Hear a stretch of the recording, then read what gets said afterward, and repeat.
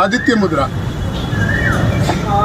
જે કોઈ વ્યક્તિને વધારે બગાસા આવતા હોય કે એક ધારી વધારે છીકો આવતી હોય એમની માટે આદિત્ય મુદ્રા ખૂબ જ ઉપયોગી છે. આદિત્ય મુદ્રા કરવા માટે અનામિકા એટલે કે ત્રીજી આંગળીના મૂળમાં અંગૂઠાને હળવું પ્રેશર આપવાનું છે. બંને હાથમાં આ મુદ્રા જોડે કરવાની હોય છે.